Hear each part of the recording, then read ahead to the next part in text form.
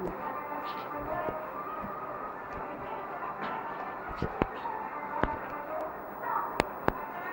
এবার শুরু করেন। প্রিয় ক্রিকেট পাগল জনগণ, আসসালামু আলাইকুম। আমি আপনাদের প্রিয় এবং ক্রিকেট অঙ্গনের অন্যতম খ্যাতিমান তারকা অধ্যাপক আমিরুল আজম, অবসরপ্রাপ্ত can't public school and college, Jehanabad, Khulna. আজ একটি বিশেষ ঘোষণা দেওয়ার কারণে আমি আপনাদের সঙ্গে উপস্থিত হয়েছি। আমি যখন থেকে প্যান্ট পড়া শিখেছি, ঠিক তার কিছু আগে থেকে আমি ক্রিকেট বুঝতাম। তারপরে আমি আর থেমে নেই। আজ কিভাবে যে আমি এত বড় তারকা হয়েছি সামনে যান। তো আমাদের ধারণা, আপনাদের ভালোবাসায় আমাকে এতদূর পৌঁছেছে। সামনে যান, ক্যামেরা দেন না, ছবি আমি আসলে যেতে চাই না। আমি আজই ঘোষণা করলাম, আমি আর আপনাদের মাঝে নেই। আমি ক্রিকেট থেকে সম্পূর্ণভাবে অবসর নিলাম। আপনারা আমার ক্রিকেট ব্যাকগ্রাউন্ড সম্পর্কে ভালোভাবে জানেন। আমি অনূর্ধ্ব 18 ক্রিকেট দলের সঙ্গে একটা সফরে গিয়েছিলাম। তো দুঃখজনক হলে সত্যি আমি সেখানে খেলার কোনো সুযোগ পাই নাই। আমি সাইড বেঞ্চে বসে খেলা দেখেছি। এছাড়া আমি কেনিয়া প্রিমিয়ার লিগে খেলার জন্য আমাকে অফার করেছিল। আমি গিয়েছিলাম, সেখানে আমি কোনো গেম পাইনি। তো সরি, আসলে আমি আজ খুবই দুঃখ ভারাক্রান্ত মনে আপনার সাথে বিদায় নিচ্ছি। তবে এখানে উপস্থিত সাংবাদিক ভাইরা, আপনারা এই মুহূর্তে আপনারা চাইলে আমাকে কিছু প্রশ্ন করতে পারেন। ধন্যবাদ সবাইকে। স্যার, আপনি যখন পুরোপুরি পারফরমেন্সে ছিলেন 1952 সালের দিকে, তখন আমরা শুনেছিলাম দর্শকের একটা স্টেডিয়ামে একটা আম গাছ ছিল। তো আপনি একটা পুল ড্রাইভ করার সময় আম গাছে বল আটকে গিয়েছিল। তো সেই ঘটনার সম্পর্কে কিছু বলবেন? তখন আপনারা কয় রান নিয়েছিলেন বা কিভাবে কি হয়েছিল সেটা কি বলবেন কিছু? দুঃখের কথা বলা সরি। তো সেটা ছিল 1952 3রা মার্চ, জিম্বাবুয়ে বনাম বাংলাদেশ। সরি, বাংলাদেশ না, আমাদের একটি আঞ্চলিক ক্লাব।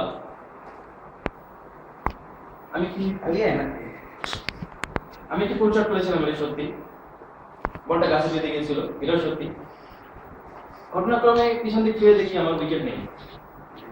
ইয়েস, বিকজ যখন আমি বলটা মারি, ঠিক সেই মুহূর্তে আমার পা ঘুরে উইকেটে লাগে, যার কারণে আউট হয়ে যায়। সেই মুহূর্তে সেই খেলা আমি 0 বলে 0 রান করে আমি কমপ্লিট করেছি। আচ্ছা স্যার, আমার পরবর্তী প্রশ্ন, আসলে ক্রিকেটটা কি? আসলে আপনি জানেন আসলে ক্রিকেটটা কি? অনেক মতামত আছে, অনেক বিশেষ ব্যক্তিরা বিশেষভাবে এটাকে ব্যাখ্যা করে। আপনি মাইক ধরেন কি আসলে ক্রিকেটটা কি কোনো খেলা নাকি না? আমার এই সাংবাদিক ভাই গুরুত্বপূর্ণ তো আমি এত ডিপলি যাব না, সম্প্রতি বলতে। জি জি, ক্রিকেট হচ্ছে একটা গেম। আমি এটা কি বলতে চাই, এটা একটা খেলা, এটা একটা গেম। Thank you sir. আপনার স্মৃতি বিজড়িত কোনো ঘটনা কথা আমাদের বলুন। আপনার তো দীর্ঘ ক্রিকেট ক্যারিয়ার। আমি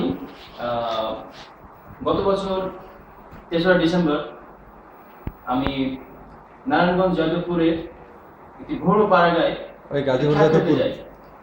খেলাটা ছিল, ইয়েস, ওই গাজীপুর জয়দেবপুর ছিল ডে নাইট ম্যাচ। আপনারা তো বুঝেন, এটা শর্ট ক্রিকেট বলে, যেখানে 6 মারলে আউট। সেখানে আমাকে নিয়ে গিয়েছিল। তো ওখানে যেন একটা মেয়ের প্রেমে পড়ি। এই স্মৃতিটা আমি কখনো ভুলতে পারি না, ভুলতে চাই না।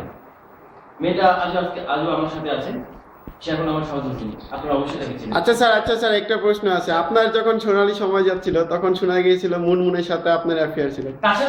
সাথে আরেকটা রিকমেন্ড প্রশ্ন করছি। আপনি যখন কি বলে এটাকে ইজিপশিয়ান মহিলা ক্রিকেট দলের কোচ ছিলেন, তখন আপনি আপনার সেই সময়টা সম্পর্কে কিছু বলবেন কি?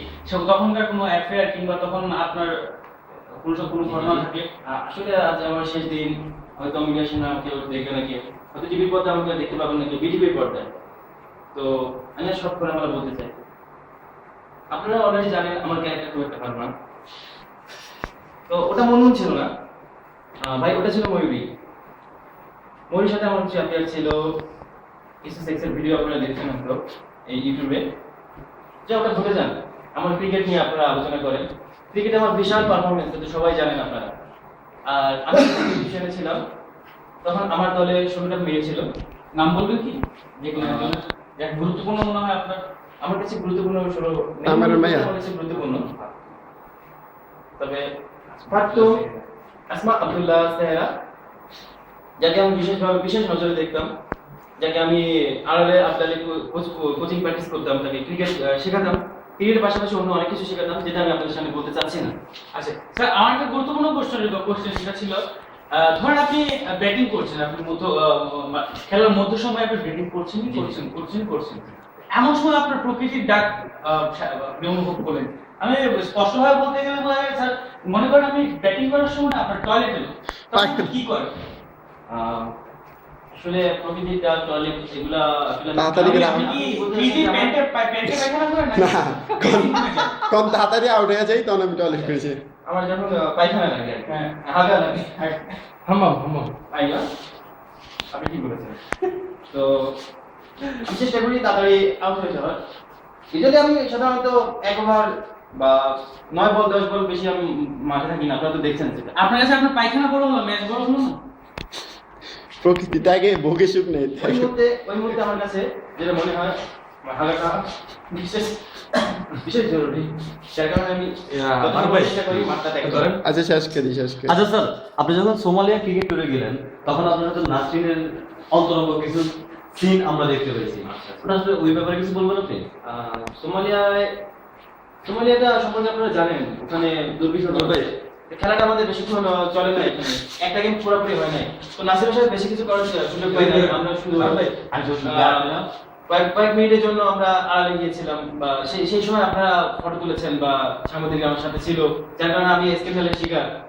তো ওটা তেমন কিছু না। না স্যার, আমার আরেকটা প্রশ্ন হচ্ছে, নাসরিন কেন দেশে এসে আপনার হসপিটালে গেল, সে নাকি অপারেশন করে? এটা আসলে নাসিরের ক্যারেক্টার সম্পর্কে আপনারা ভালো করে জানেন, ওটা আমি তার সাথে কি আপনারটাও? এটাও তো জানেন আপনারা আমাকে ভালো করে জানেন। স্যার একটা কথা কি, আপনি একবার শুনেছি আয়ারল্যান্ড থেকে আসার সময় এয়ারপোর্টে ডিউটি ফ্রি থেকে আপনি কিছু না বলে ব্যাগে করে একটা কিছু নিয়ে আসতেছিলেন, আপনি জানতেন নাকি সেটা দরজায় যে স্ক্যানার আছে?